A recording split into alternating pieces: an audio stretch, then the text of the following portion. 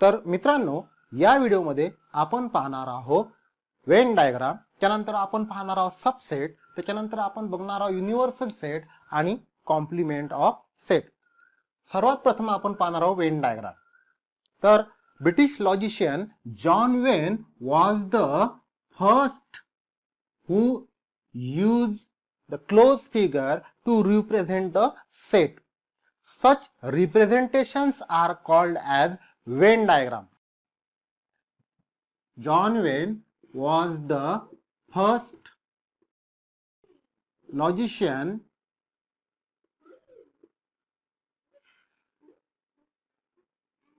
who used the closed figure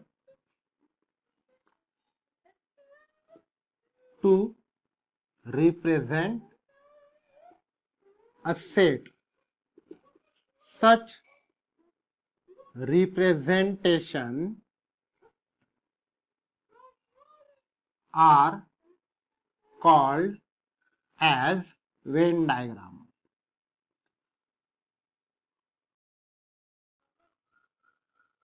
The Venn diagram is very useful to understand the set or to describe the relationship between the set and to solve the example based on the set. Let's see an example. Suppose A is the set which contain element 1, 2, 3, 4 and 5. You have to represent this set by using the Venn diagram. You can use any closed figure to represent this set by Venn diagram. Suppose I use this closed figure to represent this set. Then name this set as A. त्या सेटला A नाव द्या आणि यामधले जे element आहे हे फक्त याच्यामध्ये लिहून घ्या 1, 2, 3, 4 and 5. This is a Venn diagram. या सर्कल ऐवजी तुम्ही कुठलीही क्लोज फिगर यूज केली तरी चालते. Suppose someone have show this set by using rectangle. त्याला तो A नाव देईल 1, 2, 3, 4, 5. किंवा या सेटला आपण या प्रकारे सुद्धा अशी कुठलीही फिगर घेतली त्याला नाव दिलंय A 1, 2, 3, 4, 5. This is also a Venn diagram. So it is very useful to represent a set and it is the simplest way to represent a set. Now second point is subset.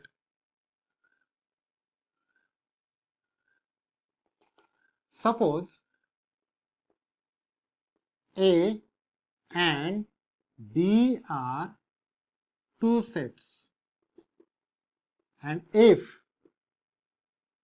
every element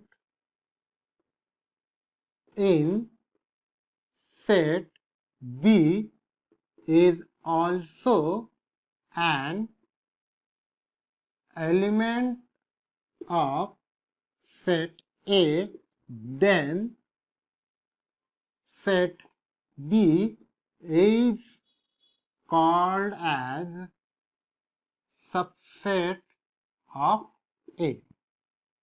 Means जर A आणि B हे दोन set असतील आणि B मधला प्रत्येक element every element in set B मधला प्रत्येक एलिमेंट जर सेट A चा सुद्धा एलिमेंट असेल तर set B is called as subset of set A.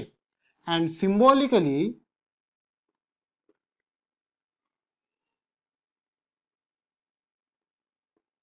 it is written as B is subset of A. Now this is the sign of subset आणि वाचताना याला आपण वाचणार B is a subset of A or B subset A. For example, A is a set of 1, 2, 3, 4, 6, 8, 9 and B is a set of 2, 4, 6 and 8. Then every element of set B is in set A. Means 2 आहे, 2 A मध्ये सुद्धा आहे, 4 आहे, 4 A मध्ये सुद्धा आहे, 6 आहे, 8 आहे. Means every element in the set B is in set A. So B is a subset of A. A मधला प्रत्येक एलिमेंट बी मध्ये आहे का? नाही, कारण की ए मध्ये काही जास्तीचे एलिमेंट्स आहेत. मग आपण असं म्हणू का A is the subset of B? नाही. Means A is not a subset of B. A हा बी चा सबसेट नाही, तर बी हा ए चा सबसेट आहे. B is the subset of A. If we have to represent this subset by the Venn diagram, then how we can represent it? Suppose we take a closed shape figure and I name this figure is a set A.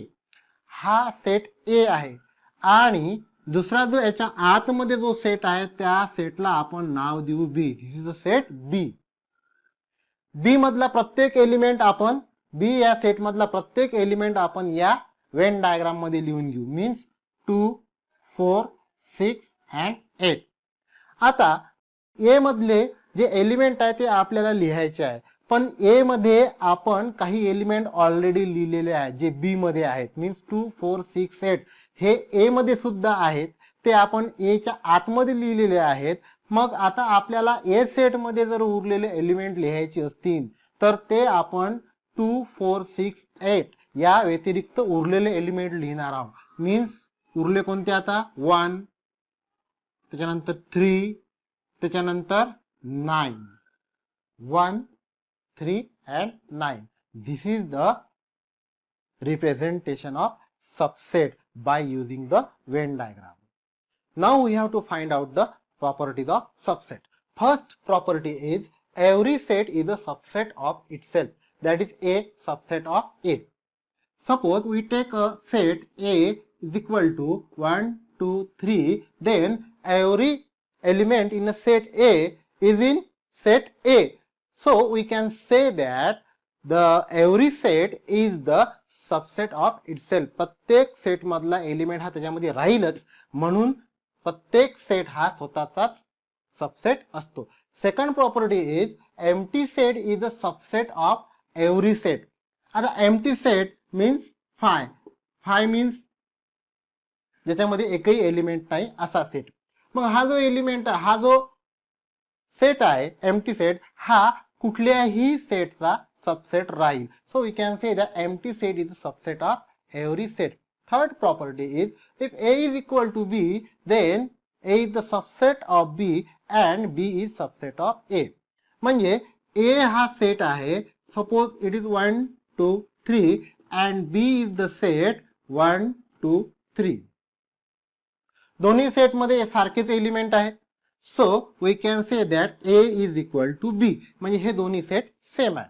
आता या set मधला प्रत्येक element या set मध्ये आहे, म्हणून B is the subset of A. त्याचप्रमाणे A set मधला प्रत्येक एलिमेंट हा सेट B मध्ये आहे, म्हणून आपण म्हणू शकतो A is the subset of B. So we can say that if two sets are equal, then both set are subset of each other. Fourth property आहे if A is the subset of B and B is the subset of A, then A is equal to B.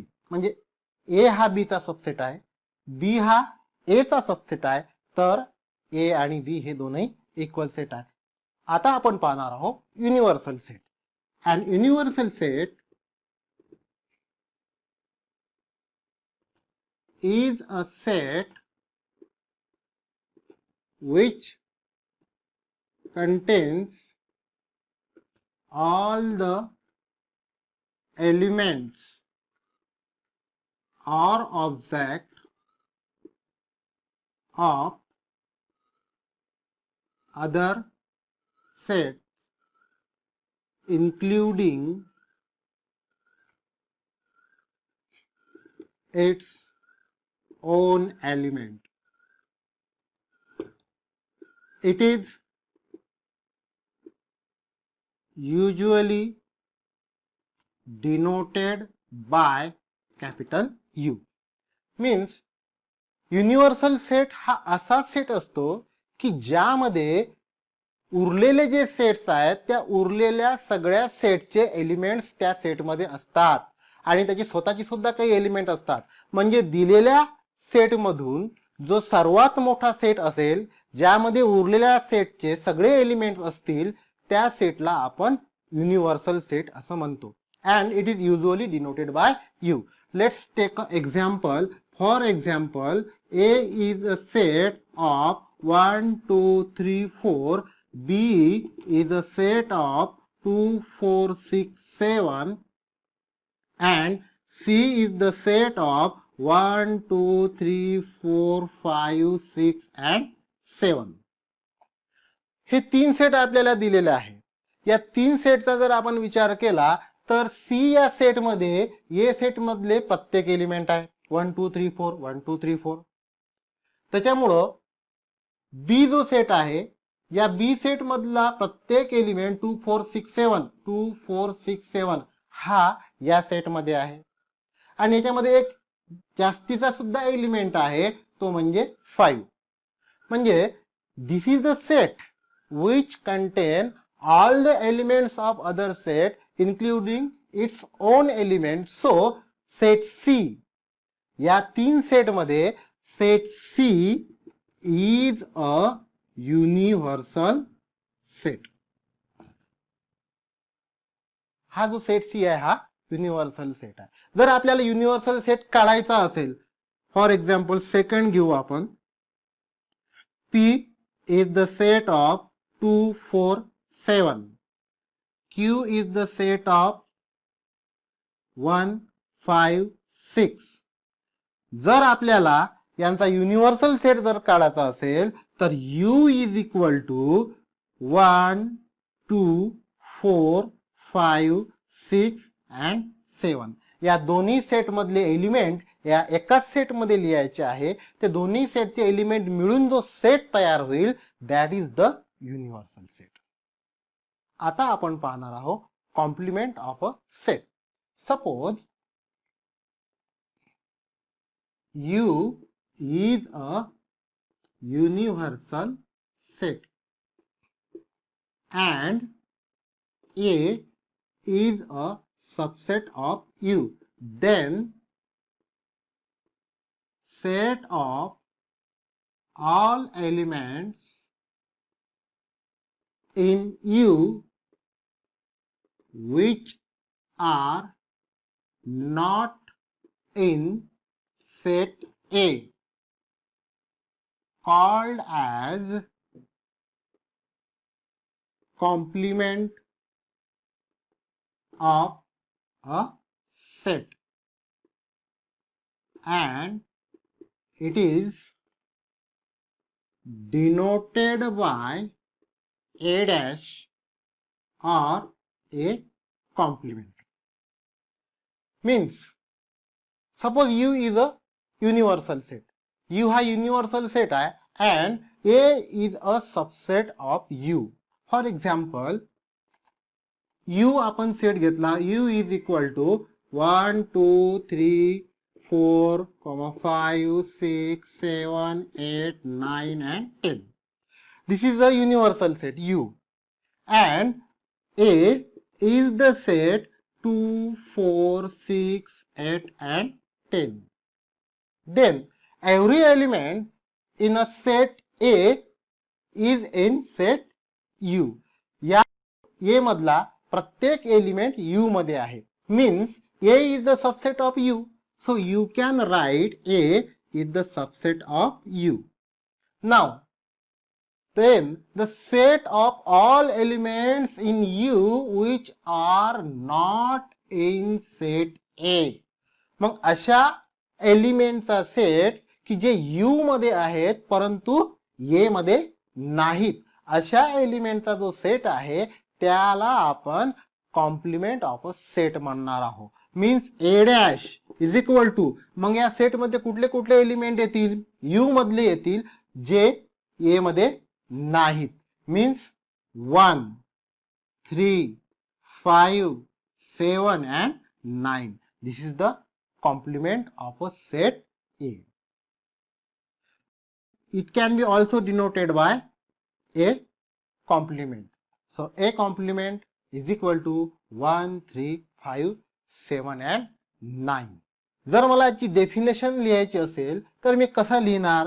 So complement of a set, that is A dash, is equal to set of all x, that is x belongs to U and x not belongs to A.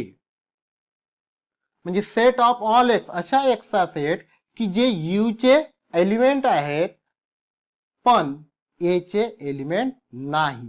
Symbolically आपल्याला ही definition या प्रकारे लिहिता येईल. आता complement of A set जर आपल्याला Venn diagram न जर रिप्रेझेंट करायचा असेल तर तो आपण कसा रिप्रेझेंट करायचा? Generally a rectangle is use for denote a universal set. मग युनिव्हर्सल सेट डिनोट करण्यासाठी आपण रेक्टँगल यूज करणार आहोत. दिस इज यू अँड याच्या आतमध्ये आपल्याला सेट ए लिहायचा आहे. सेट ए कोणता आहे? हा सेट ए आहे आणि सेट ए मधले एलिमेंट आहे 2, 4, 6, 8 अँड 10. So 2, 4, 6, 8 and 10. आता आपली डेफिनेशन आहे की जे एलिमेंट यू मध्ये आहे पण ए मध्ये नाहीत असे एलिमेंट जे आहेत त्या एलिमेंटचा जो सेट आहे त्याला आपण म्हणतो कॉम्प्लिमेंट ऑफ अ सेट. मग आता उरलेले जे ए डॅश चे एलिमेंट आहे 1, 3, 5, 7, 9, हा जो सेट आहे हा सेट आहे तुमचा A dash. This is A, this is A dash means complement of A set A and this is universal set. म्हणजे सेट आणि त्याचा कॉम्प्लिमेंट याला मिळून युनिव्हर्सल सेट तयार होतो. Now we have to find out the properties of complement of set. First property is no element is common in A and A dash. A आणि त्याच्या compliments मध्ये कुठलाही एलिमेंट कॉमन राहत नाही. ए मध्ये एलिमेंट बघा 2, 4, 6, 8, 10 अँड ए डॅश जो आहे त्याच्यामध्ये एलिमेंट पहा 1, 3, 5, 7 अँड 9. त्याच्यामध्ये कुठलाही एलिमेंट कॉमन नाही. Second property is A is a subset of U and A dash also a subset of U. A सुद्धा यू चा सबसेट आहे कारण यातला प्रत्येक एलिमेंट यू मध्ये आहे आणि ए डॅश सुद्धा यू चा सबसेट आहे कारण यातला प्रत्येक एलिमेंट यू मध्ये आहे. So A and A dash are the subset of universal set. Third property is complement of U is a empty set, means U dash is equal to 5. म्हणजे त्या universal सेटचा जर कॉम्प्लिमेंट काढला तर तो empty set राहील. त्यानंतर fourth property is complement of empty set is U. म्हणजे एम्प्टी सेटचा जर आपण कॉम्प्लिमेंट काढला तर तो युनिव्हर्सल सेट असतो. That is 5 dash is equal to U. तर अपेक्षा करतो की तुम्हाला हा माझा व्हिडिओ आवडला असेल. जर तुम्हाला माझा व्हिडिओ आवडला असेल तर त्याला लाईक करा, कॉमेंट करा, माझ्या चॅनलला सबस्क्राईब करा आणि बेल आयकॉनला सुद्धा दाबा जेणेकरून माझे पुढचे व्हिडिओची नोटिफिकेशन तुम्हाला कळेल. धन्यवाद.